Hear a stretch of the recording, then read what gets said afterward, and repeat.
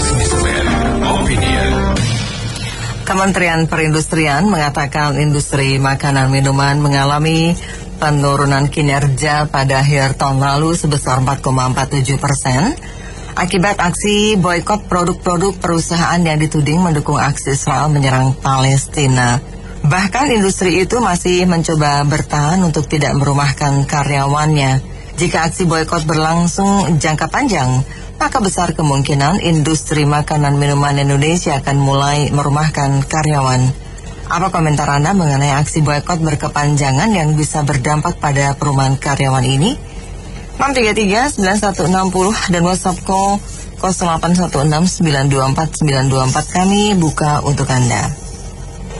Ini melakukan pemboikotan itu ada perbuatan bodoh, titik itu aja, bodoh. Baik, terima kasih Pak Miko. Iya, saya kira boikot itu adalah sesuatu hal yang legal, diizinkan, dan setiap negara saya pikir juga banyak yang melakukan.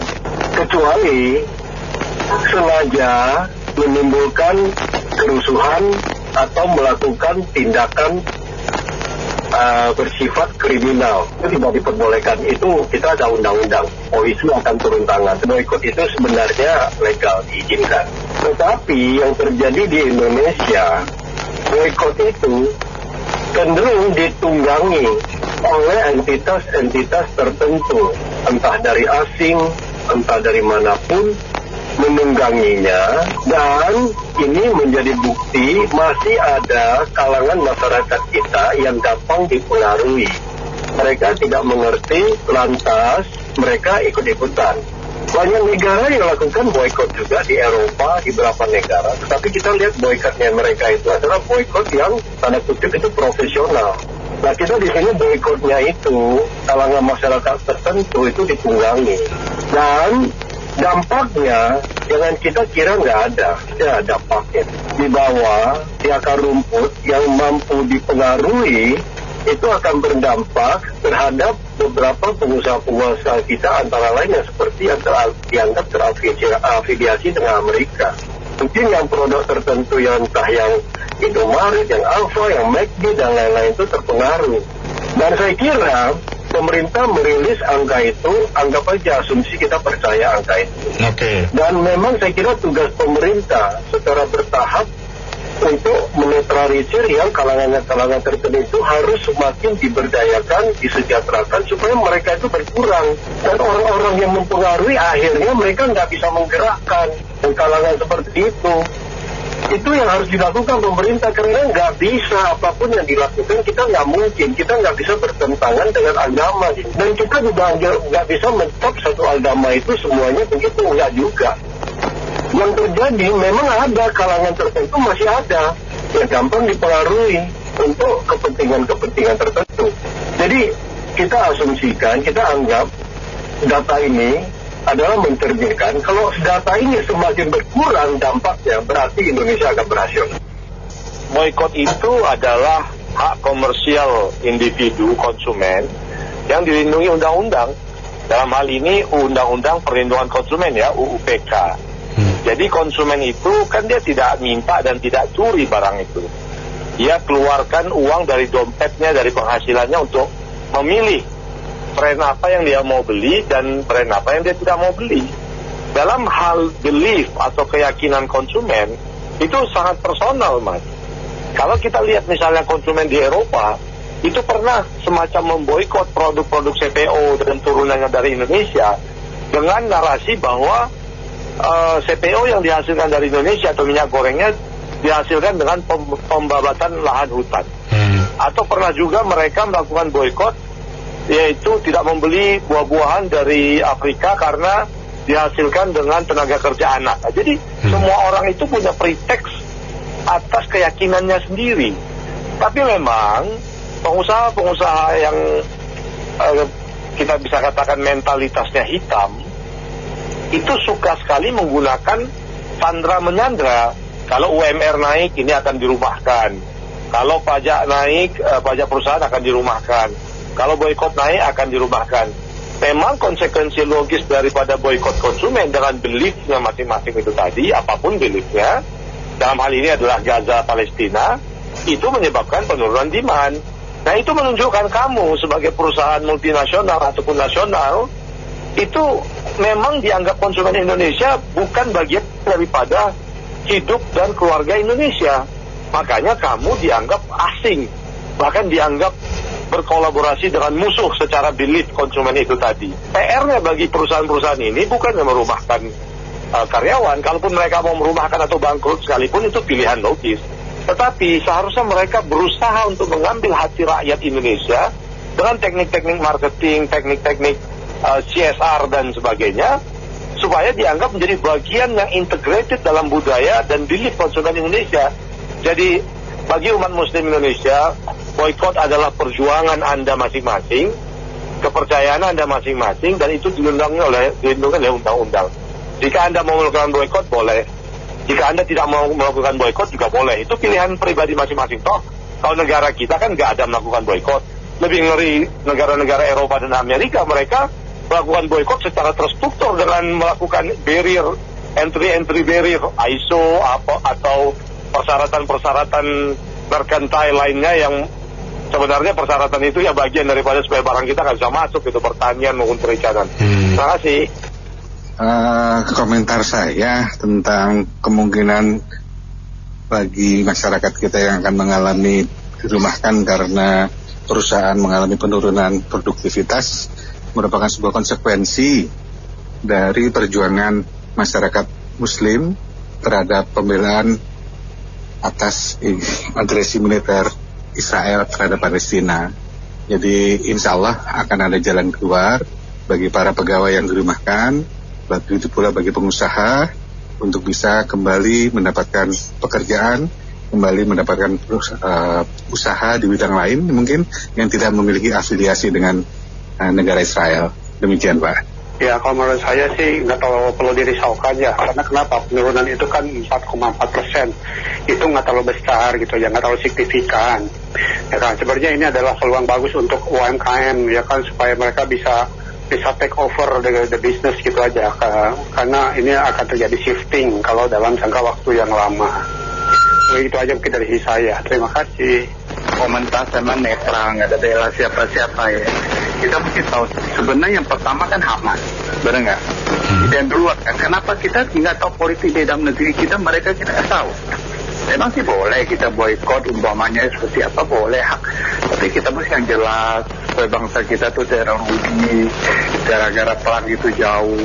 Seperti contoh juga perang Ukraina, Rusia, NATO sama Amerika, kita kan nggak tahu. Kita harus jelas baru boleh boykot.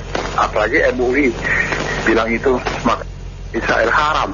Di mana haramnya? Itu kan buatan Tuhan. Ya udah nggak? Cuma makan, cuma gara-gara politik ya makanan jadi haram. Ya kan susah kan, kita mesti jelasin gimana. Nah, cuma masing-masing bangsa kita yang nilai supaya bangsa kita tak jerumus mana yang benar mana yang salah.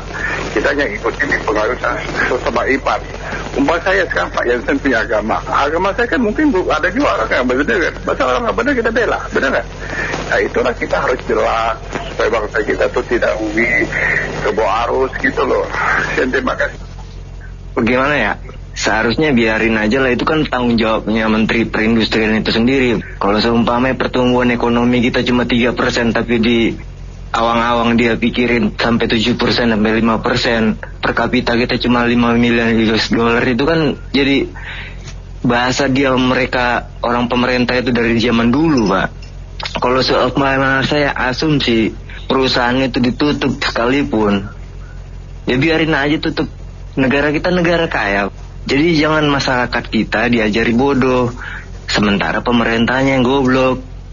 Sekarang saya opinikan lagi, seumpamanya Mas Padang tadi saya katakan monumen nasional itu dari Mas Padang, habis terkuras cuma tersisa jadi monumen nasional. Sekarang Freeport diambil aja 270 juta batang, satu batangnya 1 kilo, depositkan untuk satu kepala keluarga rakyat Indonesia yang seperti sudah dibilang anggota KPK dulu yang pertama, siapa itu yang muda itu, bahwa per kapita pendapatan manusia kita itu satu bulannya itu bisa sampai 60 juta pendapatannya. Tapi negara kita emang tadi saya bilang bodoh, dan kita terjerumus ke dalam situasi sesuatu yang bagaimana ya, terlalu ada-ada jadinya. Jadi lempar tanggung jawab seperti Menteri Perindustrian tadi. Kalau memang dia nggak sanggup dia menaikkan per kapita 10 miliar US dollar per kapitanya, ya itu apa urusan dia jadi menteri? Mending dia jadi lurah aja. Belum lagi Mas di Jawa ini, kalau dikuras atau dilaporkan, sampai sekarang belum ada yang laporkan. Di Bogor sana berapa ton satu hari, nggak ada yang laporin. Itu aja pun dikuras dari bangsa kita, pemerintah kita sendiri. Kalau seumpamanya saya seorang istri, saya ajarin itu orang-orang pemerintahannya biar bekerja lebih giat, aktif, dan amanah. Inilah, kalau ini pendapat saya pribadi. Kalau menurut saya sih boykot ini again itu ya hak semua orang, legal. Jadi memang kalau memang menyalurkannya dengan cara boykot, it's okay. Itu hak Anda semua. Cuma apakah penurunan 4% ini saya rasa agak terlalu saya nggak terlalu lihat bahwa ini data ini cukup kredibel mengatakan bahwa ini penurunan karena boykot ya juga gitu saya. Dan yang paling penting adalah apakah boykot ini mengakibatkan menghurting Israel atau enggak? No, I don't think so. Mereka don't care. Nggak ada significant value-nya buat mereka mengakibatkan bahwa di Indonesia terjadi boykot besar-besaran, kita harus hentikan ini. Enggak.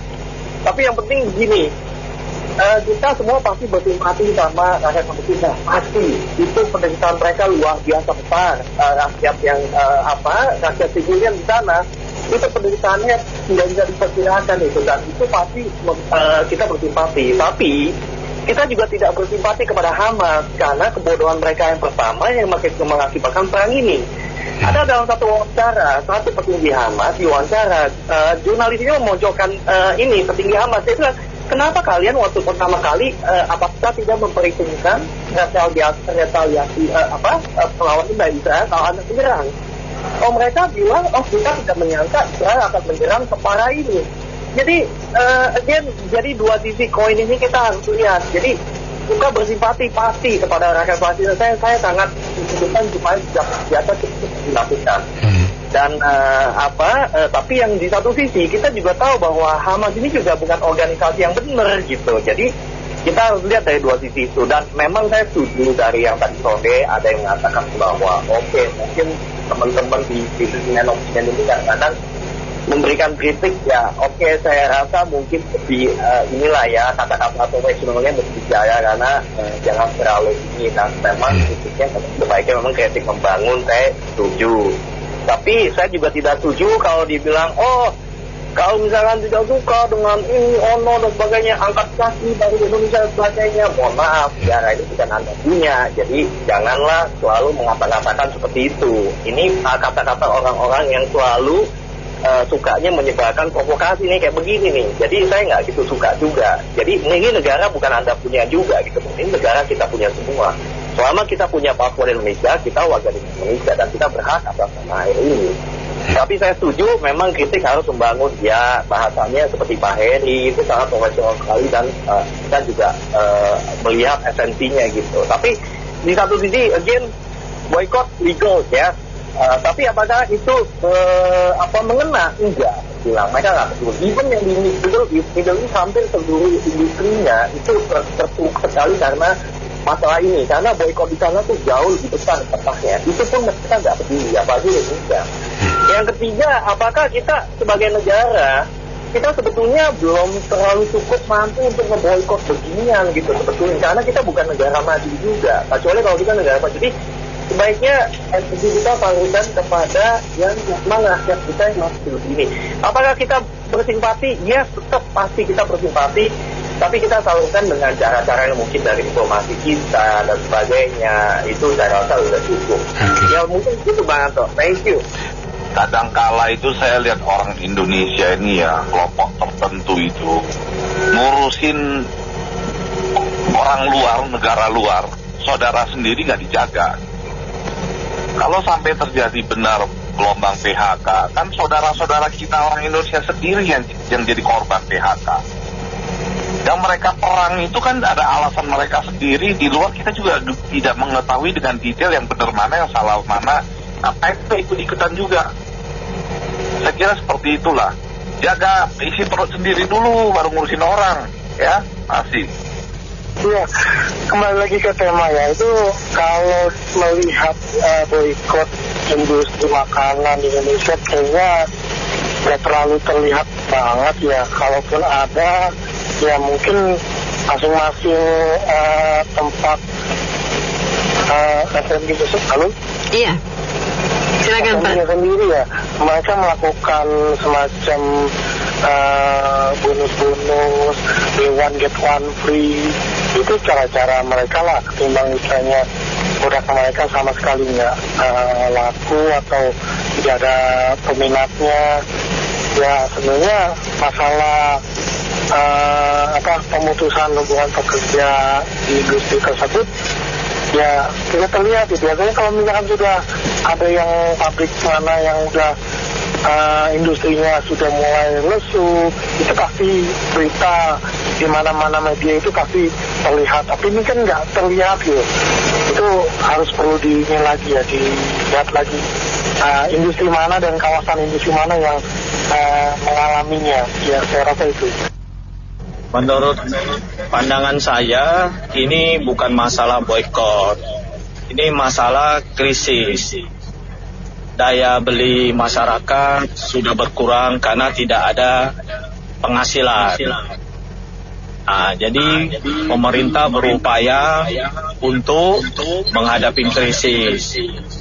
Apalagi demo berkepanjangan, itu investasi pasti menurun. Terima kasih. Ini kaitan boikot-memboikot ini saya rasa seru ya. Karena apa ya? Pada saat produk diboikot berarti kan mereka tidak ada yang mau beli tuh, benar kan? Pasti turun. Nah ini sebenarnya adalah isu yang digunakan oleh pengusaha untuk merumahkan karyawannya. Jadi seneng kalau ada isu boikot nih satu produk. Nah sementara kita itu kita manfaatkan untuk kita pengurangan karyawan. Salah satunya itu. Yang kedua, dampak efeknya ada banyak ribuan sampai puluhan ribu karyawan yang akan bakal dipecat. Nah ini perekonomian kita juga bakal terganggu. Jadi kalau mau boikot produk Israel, Amerika, ya kalau mau diboikot aja semuanya. Dan memang benar-benar nggak ada bergerak gitu. Indonesia punya produk apa yang memang bisa dijual, ayo jual gitu. Tapi kan nggak bisa, kita tergantung. Mau mandi aja kita tergantung, mau sampoan aja kita tergantung sama produk-produk itu. Sekarang kita penggunaan Facebook dan lain sebagainya itu lebih besar. Terus mau diboikot apa? Seperti kayak makanan KFC, Mac, itu ada berapa ribu karyawan yang ada di dalam. Kalau mereka sempat sampai berhenti, nah itu berapa puluh ribu yang dirumahkan dan efeknya keluarga mereka tidak bisa makan, tidak bisa sekolah. Jadi tolong isu-isu yang seperti ini jangan terlalu diangkat. Karena apa? Perang boleh perang, tapi lu punya perdagangan jangan ikut-ikutan berefek. Benar tadi yang sebelumnya telepon papa siapa itu. Nah, seperti halnya kita perang sama Mbak nih. Nah, Mbak punya ikan, saya punya beras. Masa saya mau makan beras terus? Otomatis kan kita barteran. Mbak barter ke saya barter ke Mbak. Kemudian kita makan nasi lo ikan. Nah kalau perang mah gontok-gontokan mah biar nggak apa-apa gitu. Itu urusan mereka. Gitu. Oke, sukses selalu buat Mas FM. Oke, jadi gini nih. Oke. Jadi saya yakin ya itu perusahaan atau entah itu PT perusahaan dagang ya jual hari-hari ya kayak odol atau makanan ya kan.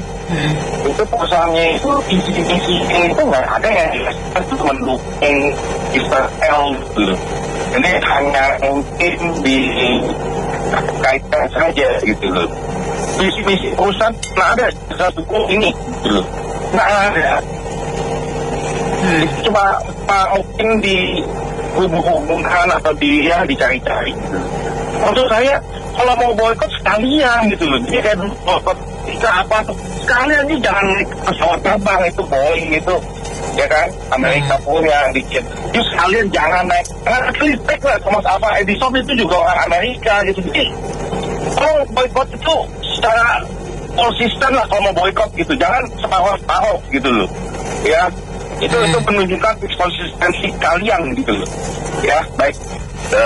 Komentar saya, memang ada beberapa dampak dari aksi boykot produk consumable ini ya. Satu, sudah pasti turunnya konsumsi produk-produk tersebut di lingkungan masyarakat kita yang majority adalah umat muslim yang saat ini memang sedang menjalankan ibadah puasanya.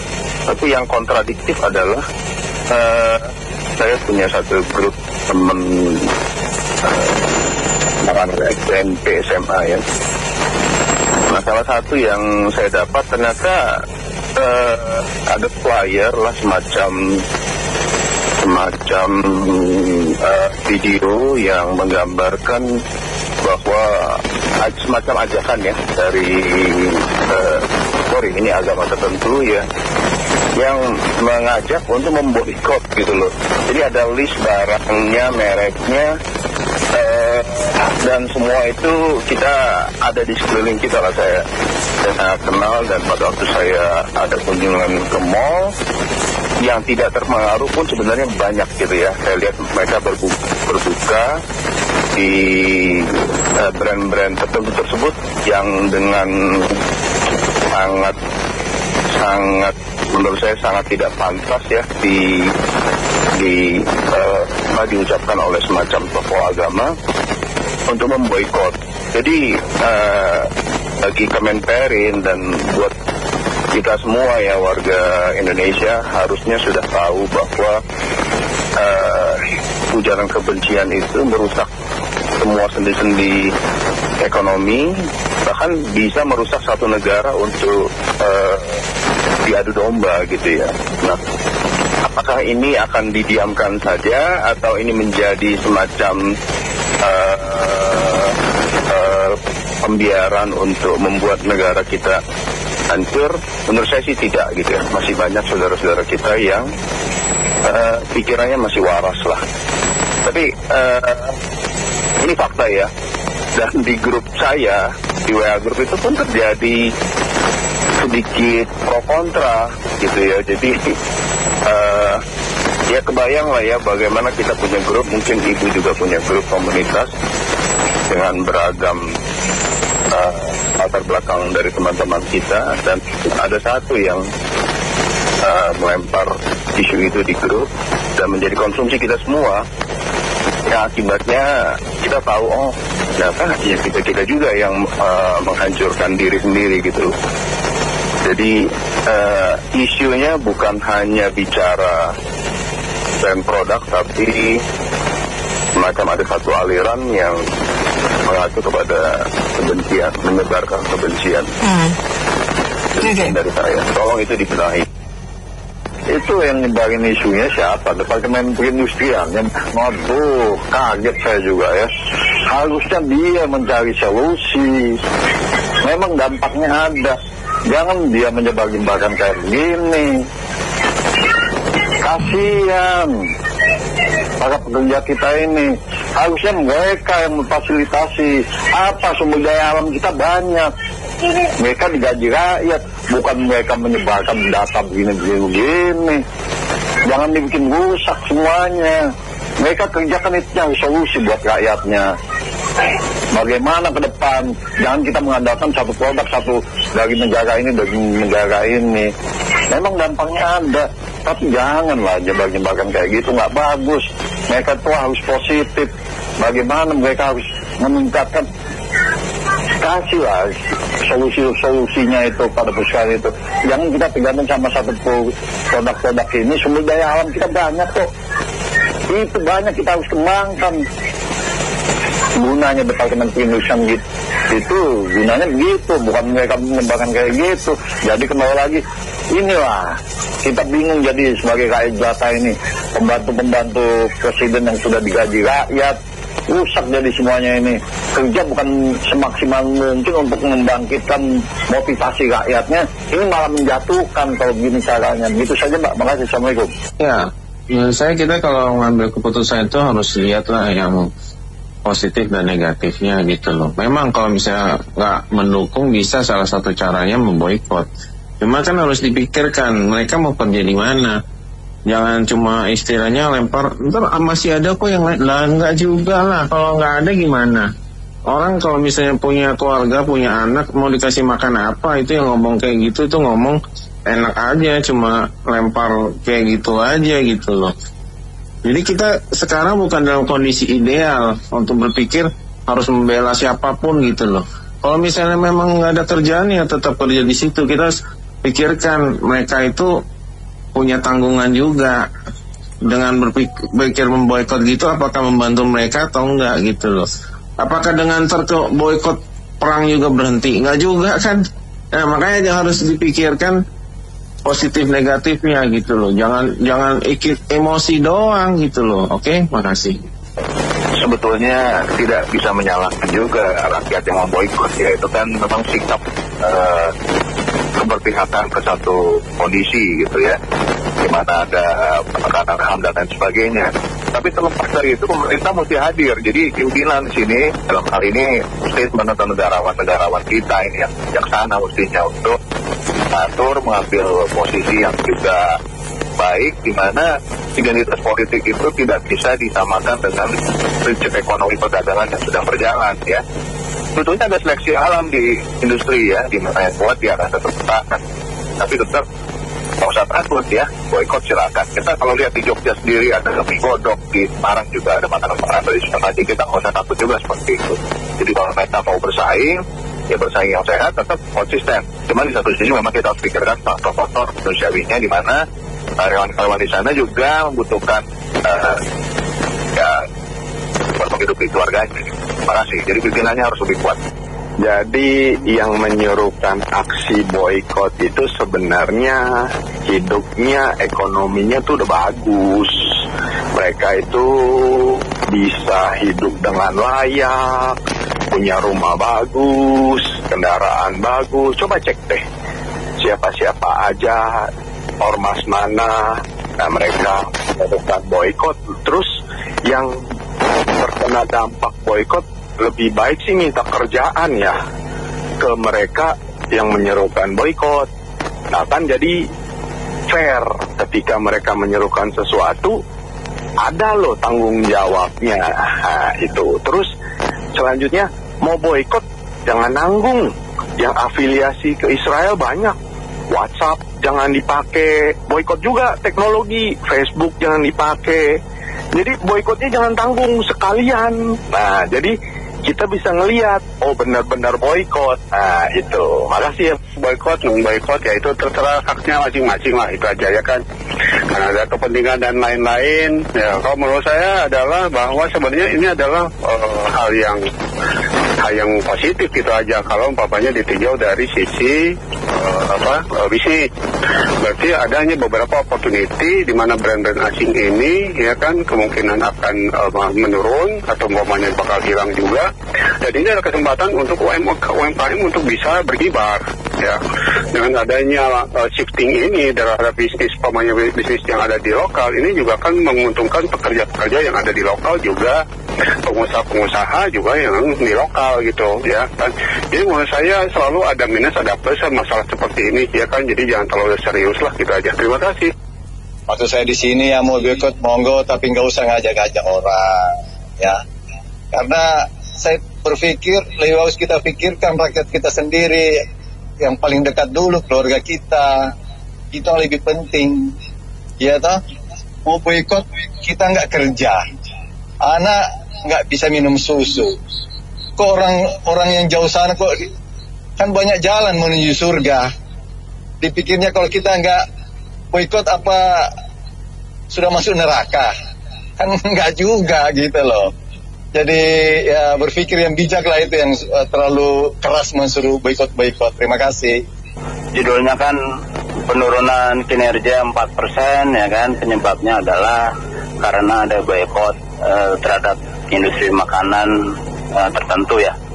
Itu perlu dicek lagi ya penyebabnya. Betulkah penurunan 4% itu disebabkan oleh seperti itu?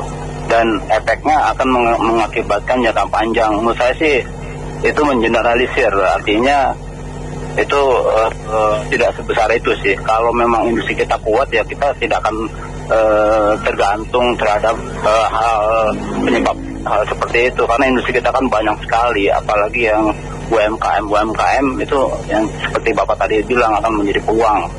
Itu saja deh saya. Menurut saya ya budaya-budaya boykot, maunya hanya didengarkan dan mau menang sendiri, ini dasarnya dari kesehatan mental nih Mbak Nena ya. Jadi memang masyarakat kita kayaknya kesehatan mentalnya ini sudah kronis ya. Sebab kalau misalnya mentalnya baik ya, mereka tidak, yang saya tahu pasti nggak bakalan begitu deh perilakunya ya. Masih ada cara lain kok. Dan segala sesuatu itu kan pasti ada alasannya. Apalagi yang ini boleh dibilang ya maksudnya simpati, empati sih boleh. Cuman ya dukung-mendukung ini kan mereka ya urusan orang lain gitu loh. Nggak usah ikut campur, urus saya diri sendiri. Terima kasih. Ini boykot itu yang kalinya itu MUI mengatakan ini haram, ini halal. Jadi yang dari Israel itu ada hubungan dengan Israel itu haram. Sebetulnya MUI itu sendiri itu apa-apa haram. Itu kan bukan dari Al-Quran, bukan Nabi yang mengharamkan, tapi MUI sendiri. Itu kalau dia tuh meras-meras pengusaha, apa nggak haram uangnya? Misalnya kalau ada pengusaha yang menginginkan makanannya pakai label halal, itu MUI memerasnya banyak sekali. Ada yang hampir ratusan juta memeras pengusaha supaya pengusaha bisa mendapatkan label halal. Apa itu nggak haram itu uang dari pemerasan itu? Nggak usah terlalu religius lah MUI. Dia sendiri juga pemeras kok. Apa uang diharamkan? Terima kasih. Jadi ini menurut saya bukan halal haram, tapi lebih ke simpati itu tadi. Terlepas dari itu benar atau nggak benar, tapi ini sebenarnya cerminan dari bagaimana perekonomian kita itu ya masih didominasi oleh produk asing. Nah, jika ini bisa konsisten, maka produk-produk lokal justru akan tumbuh. Contoh misalnya kopi yang diboikot. Sekarang orang beralih ke kopi-kopi produk lokal. Ekonomi kita masyarakat pribumi kita itu akan mampu mendapatkan peningkatan ekonomi. Kalau masalah tenaga kerja tadi yang dikhawatirkan, tentunya justru ini akan terserap dari produk-produk lokal yang tumbuh. Jadi menurut saya nggak ada kaitannya dengan MUI dan lain-lain. Itu mungkin saya kasih analogi sedikit. Ketika COVID, ya, itu teknologi seperti Zoom itu belum ada. Nah, sekarang sudah beralih semua itu, ya. Nah, dulu hotel-hotel mati. Nah, mereka kemudian inovasi sehingga mereka bisa tumbuh kembali. Nah, ini harapannya demikian dengan aksi boykot ini. Itu menurut saya. Oke.